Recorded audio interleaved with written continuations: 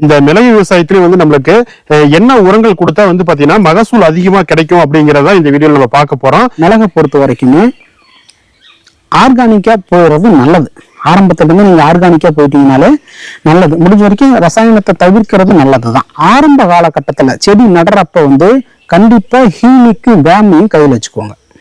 புரியுதுங்களா? ஆரம்பத்துல நீங்க என்னதான் ஜீவாமிர்தம் கொடுத்தாலும் எல்லாம் கொடுக்கறதுல இது வந்து இந்த ரூட் ஃபார்மேஷனுக்கு வந்து நல்லா ஹெல்ப் பண்ணும். இது வேமுங்கிற வெசிகுலர் அட்பஸ்குலர் மைக்ரோரைஸுங்கிற வேமு பிளஸ் ஹியூமிக் ஆசிட்னு கேள்விப்பட்டிருப்பீங்க. இது ரெண்டும் வந்து வேர் வளர்ச்சிக்கும் பிரான்ச்சஸ் அதிகமா வெடிச்சு வளர்றதுக்கும் இந்த வேமும் ஹியூமிக்கும் ரொம்ப சப்போர்ட் பண்ணும். இல்லைன்னா மிளகுல நான் இதுக்கு முன்னாடி சொல்லியிருப்பேன், ஒரே ஒரு மைனஸ் தான். அது என்ன மைனஸ்?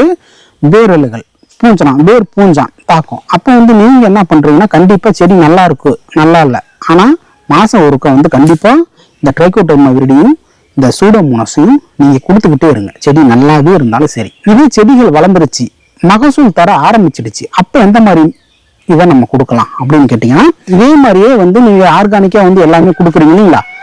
ஜீவாமிர்தம், மீனமிலம், ஈயம் கரைசல் இதெல்லாம் கொடுக்குறீங்க இல்லைங்களா? இதையே நீங்க அப்படியே கண்டினியூ பண்ணிக்கலாம். ஆர்கானிக்கா அதை அப்படியே கண்டினியூ பண்ணிக்கோங்க. இந்த ஆர்கானிக்கா பண்ற விவசாயிகள் ஜீவாமிர்தம், மீனமிலம் இந்த மாதிரி பஞ்சகாவியா கொடுக்குற விவசாயிகள் வந்து முன்னோட்டத்தை வந்து அங்க மிக சொற்ப லெவல்ல கிடைக்கிறதுனால உங்களுக்கு வரக்கூடிய காப்பு ஈல்டு வந்து பாதிக்கும், குறையும். அதாவது எந்த பயிரா இருந்தாலுமே ஒரு 30% ஈல்டு அதிகரிக்கணும்னா இந்த இரண்டாம் நிலை சத்துக்கள் வந்து ரொம்ப ரொம்ப தேவை.